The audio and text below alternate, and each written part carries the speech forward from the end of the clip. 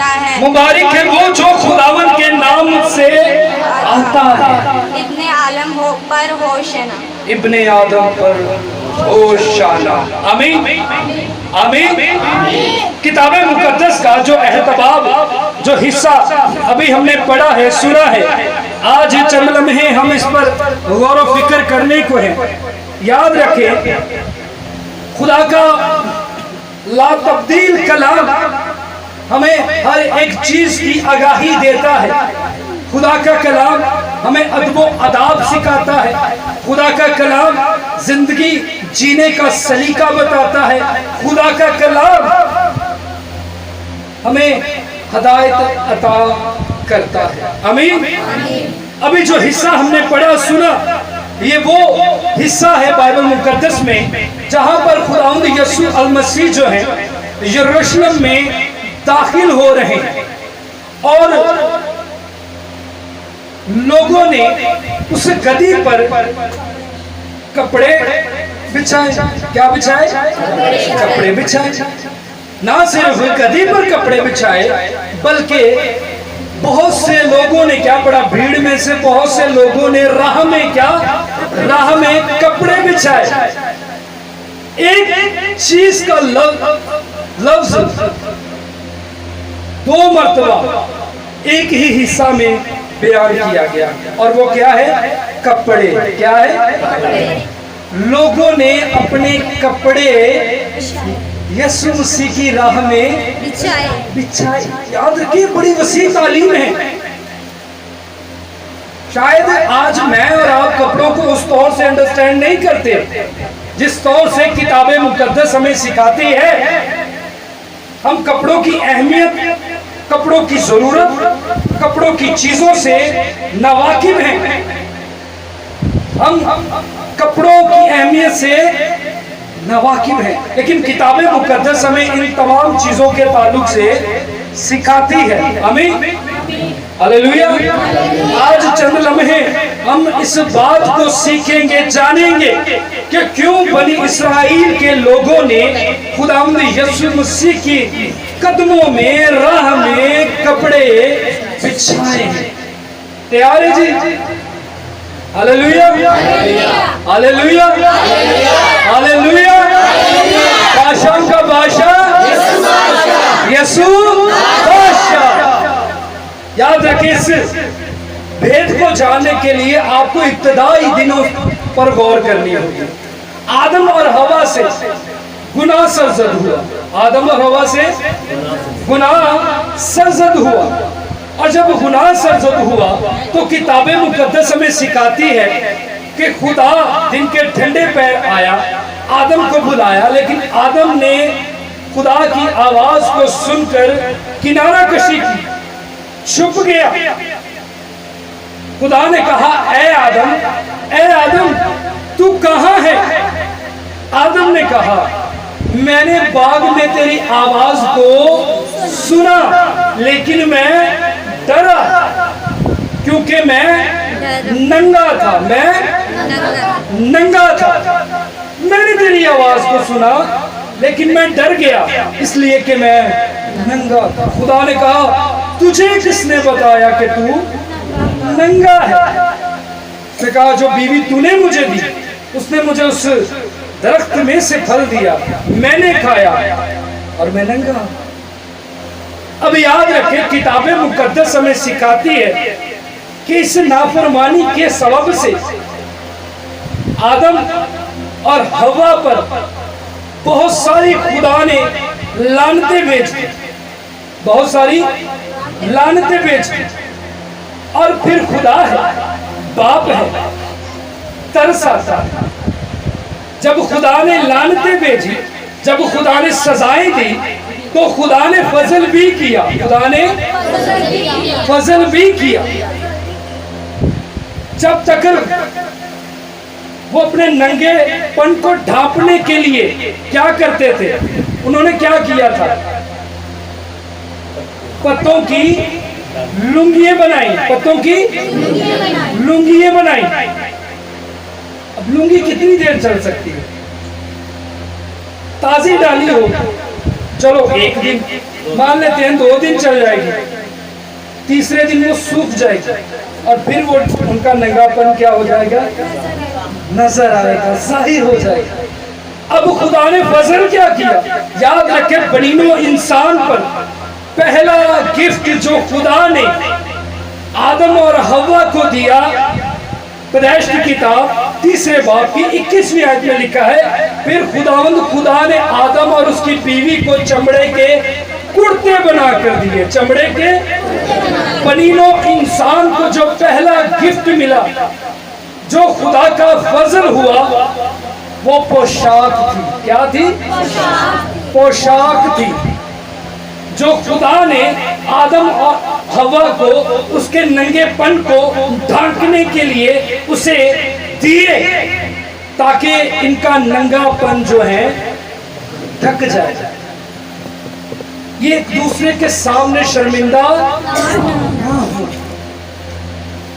आज बहुत सारे लोग हैं जो ये सवाल करते हैं और अलग अलग इस पर नजरिए पाए जाते हैं।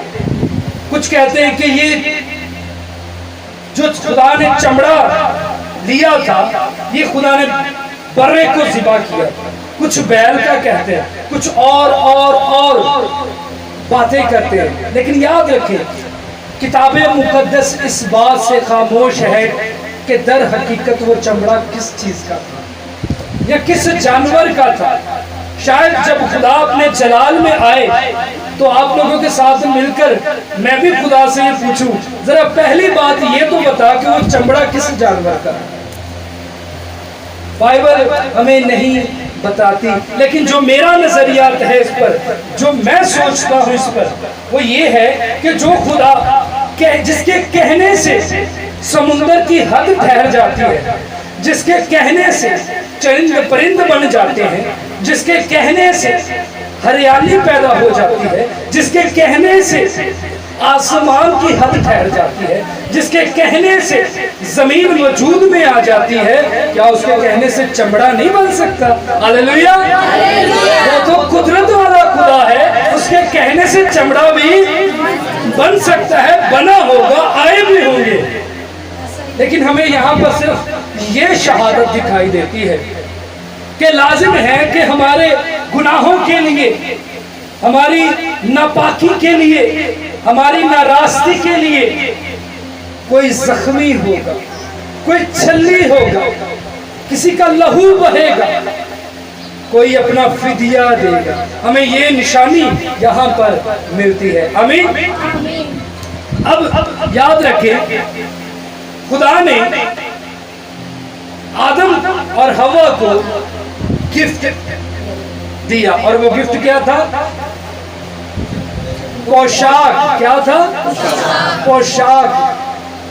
फटने वाली नहीं थी, मजबूत थी ताकि फटे ना। बाइबल मुकद्दस इस पोशाक के तल्लुक से एक वसी तालीम हमें देती है, एक वसी हमें सबक सिखाती है इस पोशाक के ताल्लुक से। पोशाक आपके असासा है, आपके फिर पोशाक आपकी शनाख्त है, पोशाक आपकी शनाख्त है, फिर पोशाक आपका स्टेटस है, फिर पोशाक आपकी इज्जत है। पोशाक आपकी इज्जत है। मैंने पहले कहा, शायद आज हम अपनी इस पोशाक को उस तौर से अंडरस्टैंड नहीं करते जिस तौर से हमें करना चाहिए, या किताबें मुकद्दस हमें तालीम देती है। आज ये वक्त है हम इसके ताल्लुक से सीख सके। पैदाइश की किताब उसका 24वां बाब का जब आप मुतालिया करते हैं तो दिखाई देता है कि इब्राहिम ने जब अपने नौकर को भेजा कि मेरे बेटे इसहाक के लिए बीवी तलाश करके ला, तो बाइबल मुकद्दस हमें सिखाती है कि जब खुदा ने उसके नौकर पर इसहाक की बीवी को जाहिर किया तो उसने अपना सोना, अपनी चांदी और कीमती पोशाक इसहाक की बीवी को पेश किए, जिन्हों वरिया खीदर। ਅੱਜ ਬਣਾਉਂਦੇ ਆ ਨਾ ਜਦੋਂ ਕਿਤੇ ਵਿਆਹ ਹੁੰਦਾ ਮੁੰਡੇ ਦਾ ਜਾਂ ਕੁੜੀ ਦਾ, ਕੁੜੀ ਵਾਲੇ ਮੁੰਡੇ ਦੇ, मुंडे वाले कुड़ी दे, बनाते हैं ना। याद रखिए ये कोई नई बात नहीं है हमारे लिए, ये किताबे मुकद्दस में शुरू से होता आ रहा है, इब्राहिम से होता आ रहा है। वरी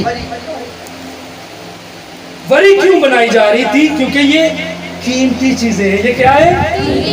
और फिर किताबे मुकद्दस में खुरूज की किताब उसका 22वां बाब 26वीं आयत में लिखा है, तू अपने पड़ोसी की पोशाक को गिरवी ना रखना। अपने पड़ोसी की पोशाक को गिरवी ना रखना।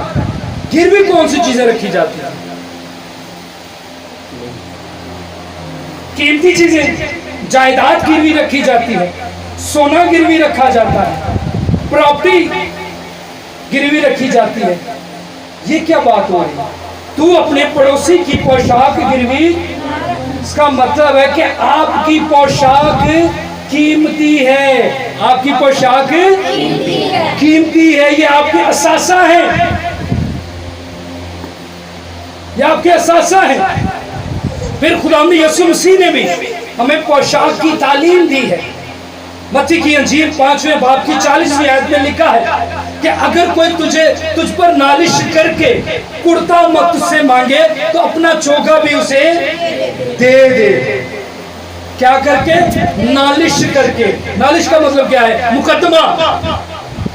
नालिश का मतलब मुकदमा है, यानी अगर तुझ पर कोई मुकदमा जो है वो कीमती चीजों पर किया जाता है, असासा पर किया जाता है।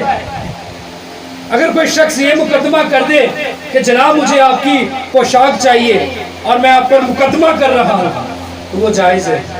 आज के दौर में ये अजीब बात है, आज के दौर में ये, लेकिन शरीयत के एतबार से ये वाजिब था। हालेलुया।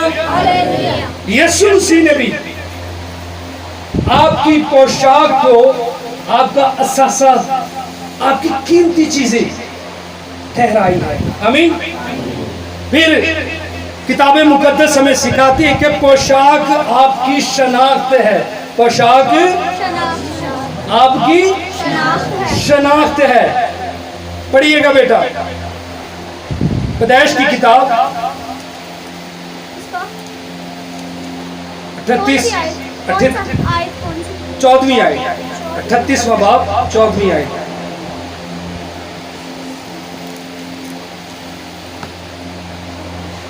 उसने अपने अंडरापे के कपड़ों को उतार फेंका और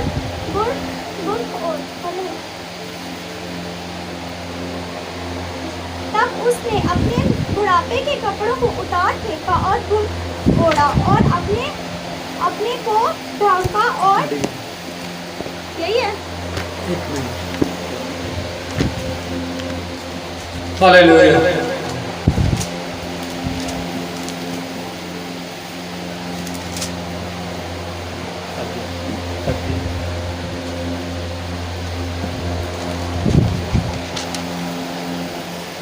हाँ जी, तो पोशाक आपकी शनाख्त है। पोशाक आपकी शनाख्त है।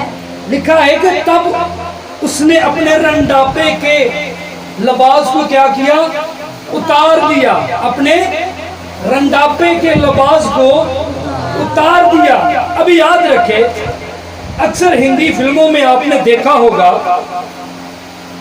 कि बहुत सारी ऐसी औरतें होती हैं जिनके शौहर इस दुनिया से रुखसत हो जाते हैं, तो वो एक मखसूस लिबास पहन लेती है और वो साड़ी, सफ़ेद साड़ी पहन लेती है। ये उनकी क्या है?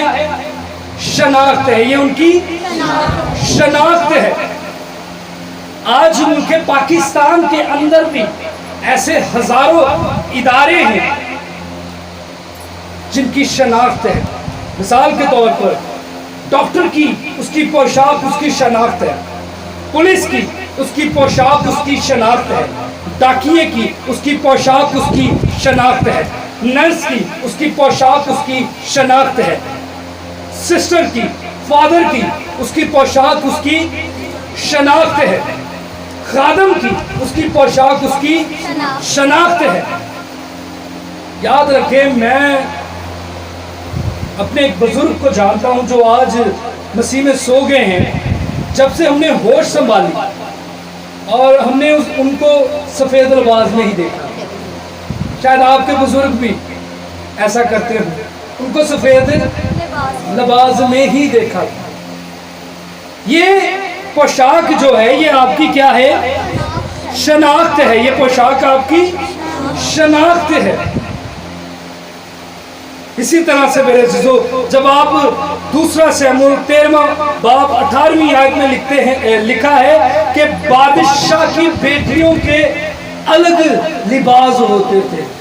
बादशाह की बेटियों के अलग लिबास होते थे, उनकी शनाख्त थी। दूर ही से बंदा पहचान जाता था ये बादशाह की बेटी है, ये बादशाह की। मैंने इसका अदब करना है क्योंकि ये मेरे मुल्क के बादशाह की बेटी हैं। उनकी अलग पोशाक होती थी। सो पोशाक आपकी क्या है? शनाख्त है। पोशाक आपकी शनाख्त है। फिर पोशाक आपका स्टेटस है। पोशाक आपका स्टेटस है। स्टेटस मैंने आपका रुतबा, आपका रुतबा है। ये याकूब के खत में दूसरे बाब में दूसरी और तीसरी आयत में लिखा है कि अगर कोई अमीर शख्स अच्छे और साफ सुथरे शानो शौकत में आता है तुम्हारी मजलिसों में, तो तुम उन्हें आला दर्जे की कुर्सियों पर बिठाते हो। और अगर कोई मैले कुचैले कपड़े पहनकर आता है तो तुम उसे छोटे दर्जे का क्या समझते हो? शख्स समझते हो। सो पोशाक जो है ये आपकी क्या है? शनाख्त है। पोशाक आपका मुकाम है। पोशाक आपका स्टेटस है। अज दे दौर च सही गल जे, अगर कोई टाई शाई कोट शोट कार कूर पा के आवे ना, तो कहना पादरी तो हुंदा ही ऐसा, पादरी हुंदा ऐसा दा। जे कोई साढ़े वर्गा मोटरसाइकिल ते आइए ना, उसकी सुनते भी नहीं, वो कह कलप जाइदा आज क्या है? ये शनाख्त है। ये क्या है? शनाख्त है। याकूब कहता है कि तुम क्या करते हो? मैले कुचैले कपड़े के साथ क्या करते हो?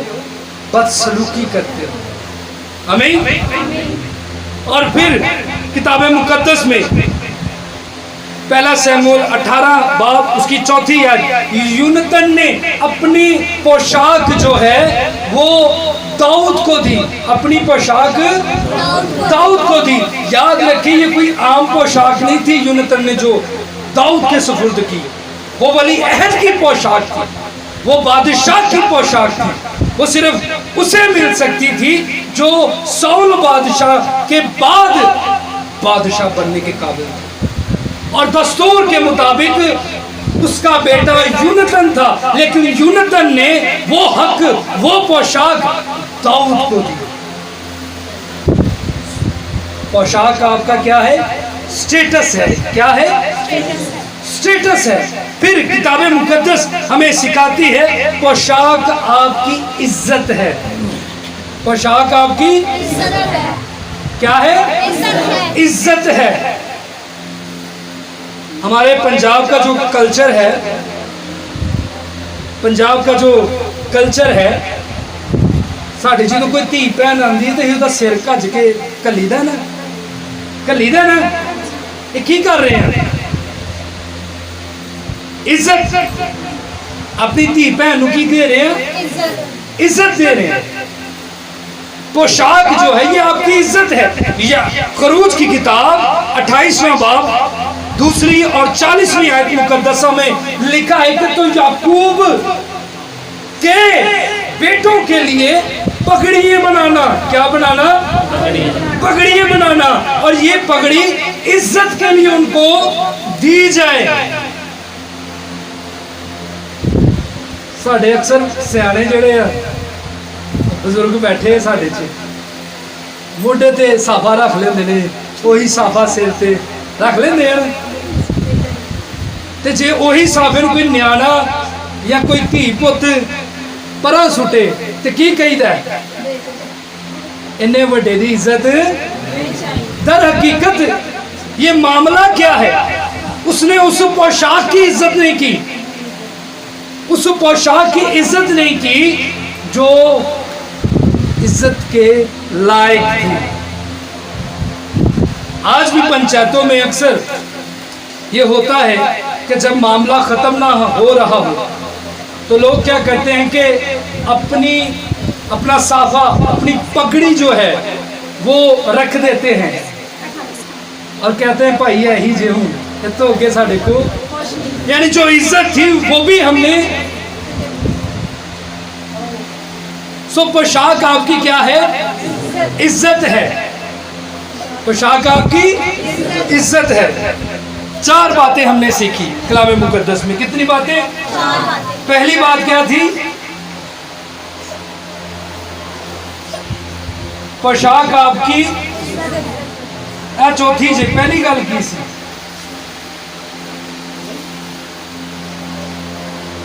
पोशाक आपके असासा है। पोशाक आपके असासा है, आपकी कीमती चीजें हैं पोशाक। फिर पोशाक आपकी शनाख्त है, फिर पोशाक आपका स्टेटस है, फिर पोशाक आपकी इज्जत है।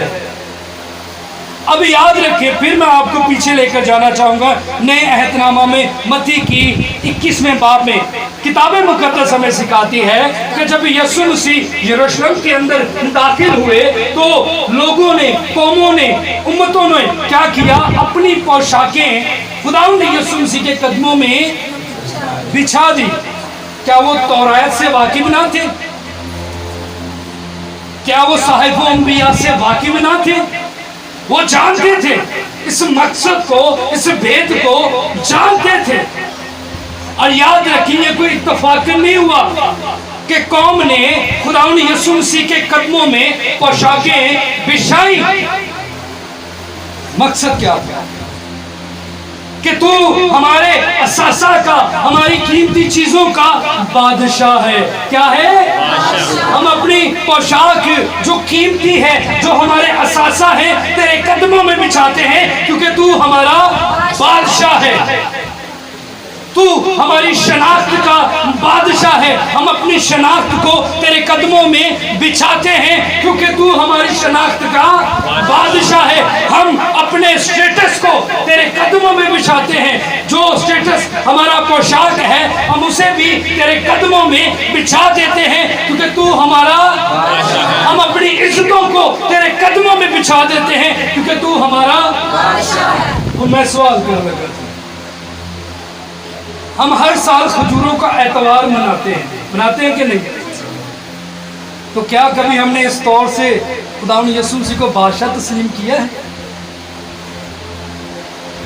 क्या कभी हमने अपने असासा का, अपनी कीमती चीजों में उसे बादशाह तस्लीम किया है? क्या कभी हमने अपनी शनाख्त का उसे बादशाह तस्लीम किया है?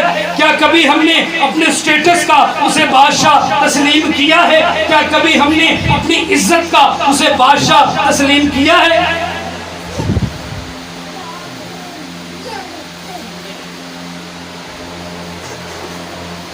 खामोशी छा गई। वजह क्या है? हम हर साल ये पाम संडे मनाना तो जानते हैं, लेकिन उसे बादशाह तस्लीम करना नहीं जानते। इसलिए याद रखें,